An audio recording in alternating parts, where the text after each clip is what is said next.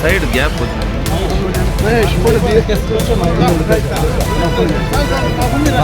సోదరా సైడ్ కొంచెం సైడ్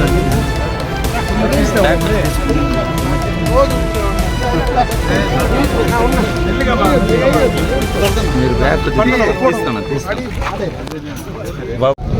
అంద్రీనివా కాలువ పనులు పర్యవేక్షించడానికి అది కాలువ వెంబడి కూడా ఉదయం నుంచి కూడా పర్యవేక్షిస్తున్న సందర్భంగా పలమనేరు నియోజకవర్గం ఇచ్చేసినప్పుడు మాజీ మంత్రివర్యులు శాసనసభ్యులు మరి పెద్ద ఎత్తున స్వాగతం పలికినటువంటి అమర్నాథ్ రెడ్డి గారికి రైతు సోదరులకి అందరికీ కూడా ముందుగా నా నమస్కారాలు మీ అందరికీ కూడా తెలియజేసుకుంటూ ఈ యొక్క పలమనేరుకు సంబంధించి ఏదైతే ఇక్కడ వీకోట మండలం ఏదైతే ఉందో మరి ఇప్పుడే అన్న చెప్పి ఉన్నాడు. ఇక్కడ ఏదైతే వీకోటకు సంబంధించి దగ్గర ఒక పాపులేషన్ కూడా మరి వేలాది మంది పాపులేషన్ ఉంది ఆ చెరువుకి.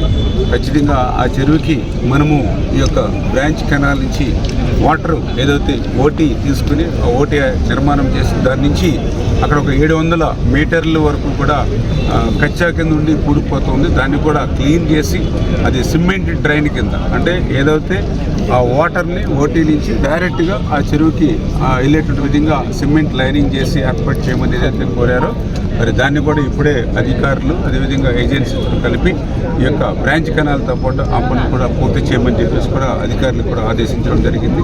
అదేవిధంగా ఏదైతే ఈ యొక్క కుప్పం బ్రాంచ్ కెనాల్కి సంబంధించి రైతాంగం ఎవరైతే ఉన్నారో, గ్రామాలు ఎవరైతే ఉన్నారో, పొలాలు ఎవరైతే ఉన్నారో వాళ్ళకి ఒక బ్రిడ్జెస్ కూడా ఒక 5 బ్రిడ్జిల వరకు కూడా అవసరమవుతాయని ఏదైతే అంచనా వేయడం జరిగిందో దాన్ని కూడా అధికారులు పరిశీలించి ఎవరికి ఇబ్బంది లేకుండా ఆ బ్రిడ్జెస్ కూడా మరి నిర్మాణం చేయమని చెప్పేసి కూడా అధికారులు ఏజెన్సీ కూడా మరి అందులో ఇంక్లూడ్ చేసి చేయమని చెప్పేసి కూడా ఆదేశం. ఎందుకంటే గౌరవ ముఖ్యమంత్రి చంద్రబాబు నాయుడు గారు కూడా చాలా క్లియర్గా చెప్పారు. ఏదైతే ఆ హెచ్ఎన్ఎస్ఎస్ కెనాల్ ఏదైతే ఉందో ఆ కెనాల్కి సంబంధించినటువంటి చెరువులకు కానీ ఆ యొక్క నియోజకవర్గాలకు కానీ ఎక్కడికైతే నీరు పోవాలో ప్రతి ప్రాంతంలో కూడా ఓటీ పెట్టి మార్గం ఏర్పాటు చేయండి. అదేవిధంగా ప్రజలకి అవసరమైన చోట్ల బ్రిడ్జెస్ కానీ ఇట్లా కానీ సౌకర్యాలు ఏవైతే ఏర్పాటు చేయమని ఆయన ఏదైతే మాకు చెప్పారో దాని ప్రకారంగా ఏ ఇబ్బంది లేకుండా కార్యక్రమాలు చేపడతామని చెప్పి తెలియజేసుకుంటూ ఈరోజు ఉదయం నుంచి కూడా నేను హెచ్ఎన్ఎస్ఎస్ కెనాల్ని పరిశీలిస్తూ ఉన్నా.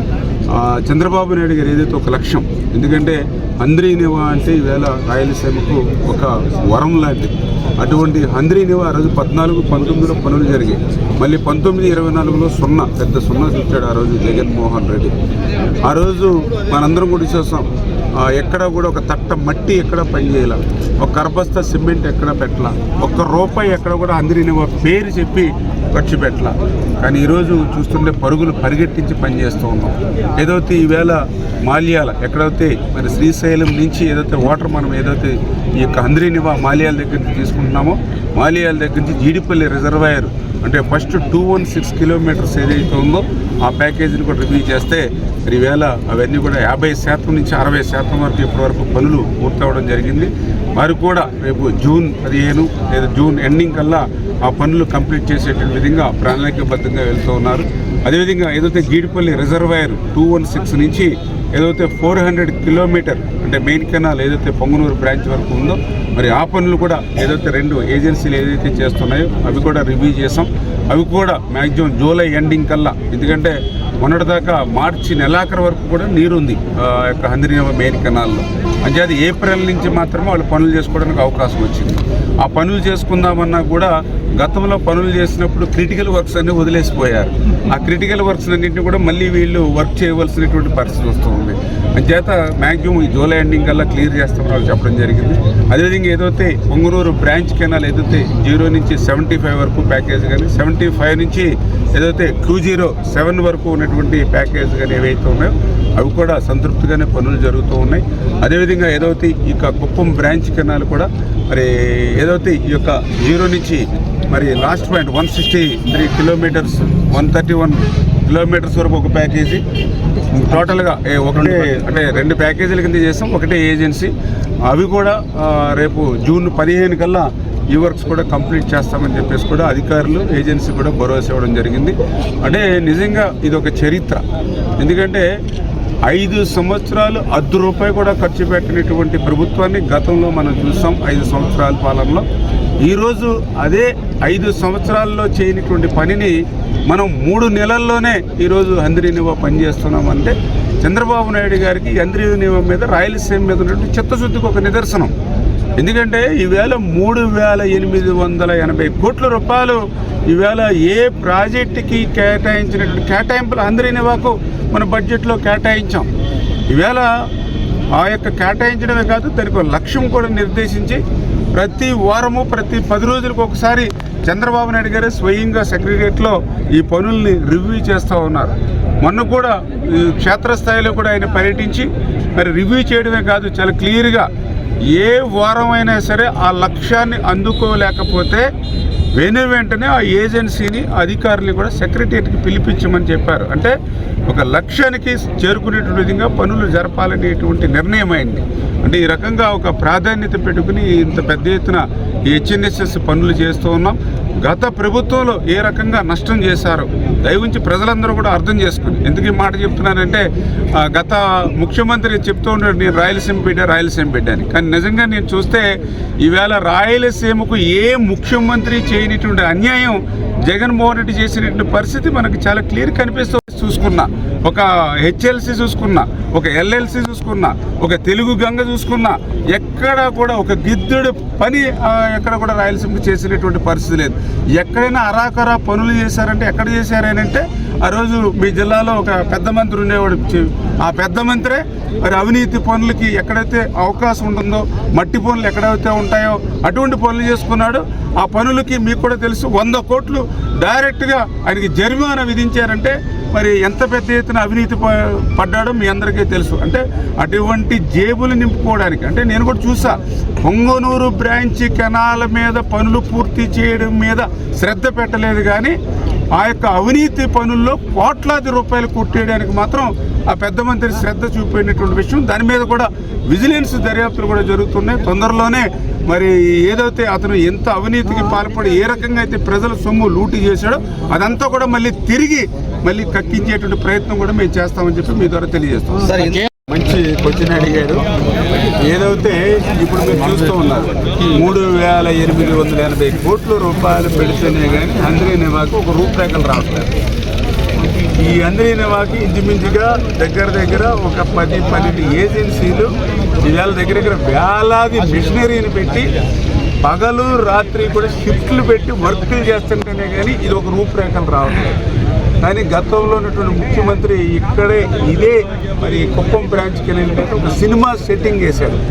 ఆ సినిమా సెట్టింగ్ వేసి ఆయన ఏదైతే వాటర్ని అంతా ఏదైతే ఉందో 15 రోజుల నుంచి పైన ఏదైతే ఆ హెచ్ఎన్ఎస్ఎస్ కెనాల్ అంతా కూడా క్లోజ్ చేసుకుంటూ వచ్చి ఇక్కడ ఏదైతే లిఫ్ట్ల దగ్గర ఏదైతే షట్టర్స్ ఉంటాయో అక్కడంతా కూడా క్లోజ్ చేసేసి ఆ ట్యాంకర్లో నీరు ఏ మాదిరిగా నింపుతామో ఆ మాదిరిగా ఆ షట్టర్ క్లోజ్ చేసి అక్కడ నీరు నింపాడు.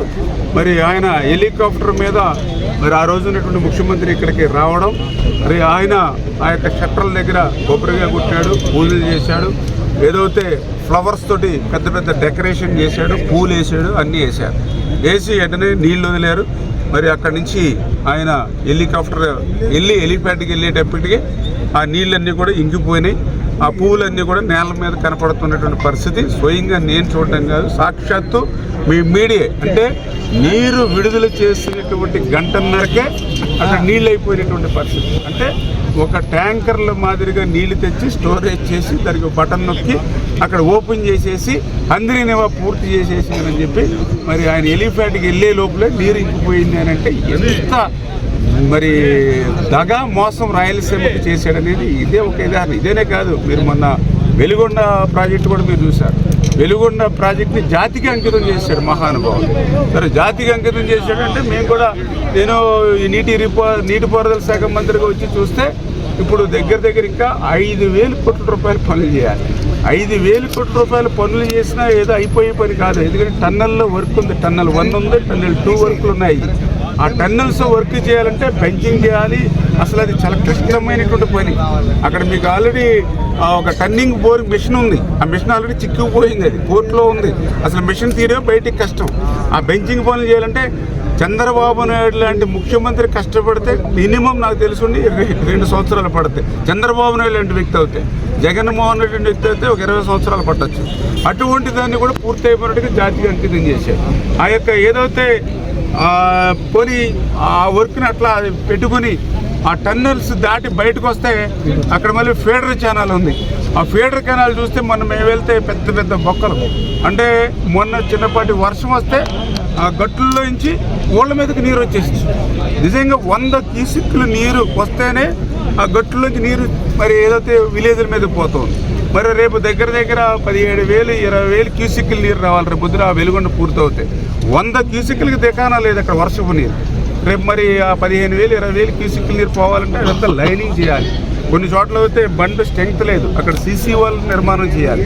అన్నీ ఇప్పుడు మేము టెండర్స్ పిలుస్తూ ఉన్నాం, ఎస్టిమేషన్లు వేస్తూ ఉన్నాం, అడ్మినిస్ట్రేషన్ శాంక్షన్లు ఇస్తూ ఉన్నాం. అంటే ఇన్ని పనులు. ఇంకా దానికి ముందుకు ఎదురుకెళ్తే రిజర్వాయర్ ఉంది, అక్కడ ఇంకా రిజర్వాయర్ దగ్గర హెడ్ వర్క్స్ పూర్తి కాలేదు. అక్కడ R&R, అక్కడ ఎవరైతే రిజర్వాయర్లు ఉన్నారో వాళ్ళకి అక్షరాలు 800 కోట్ల రూపాయలు ఇవ్వాలి. ఏది అక్కడ ఉన్నటువంటి R&R ఎవరైతే నిర్వాసిస్తున్నారో 800 కోట్ల రూపాయలు ఇవ్వాలి. వాళ్ళు చెల్లిస్తేనే కానీ వాళ్ళు ఖాళీ చేయరు. వాళ్ళు ఖాళీ చేస్తేనే కానీ మనం అక్కడ నీళ్లు పెట్టలేం. అంటే ఉదాహరణ చెప్తూ ఉన్నా, అంటే అతను ఏ రకంగా మాయ చేసి, అంటే ఆ రోజు 2019లో ఒక్క ఛాన్స్ అని ఏ రకంగా అయితే మోసం దాగా చేసి అధికారం తెచ్చుకున్నాడో మళ్ళీ 2024లో కూడా అటువంటి ప్రయత్నం చేయాలని అనుకున్నాడు. మీ కుప్పం బ్రాంచ్ కెనాల్ దగ్గర నుంచి వెలుగొండ వరకు. కానీ ప్రజలు 5 సంవత్సరాలనే అతన్ని చూశారు. అందుకే అటువంటి మోసం దగాకి బుద్ధి చెప్పి 11 సీట్లకి పరిమితం చేశారు.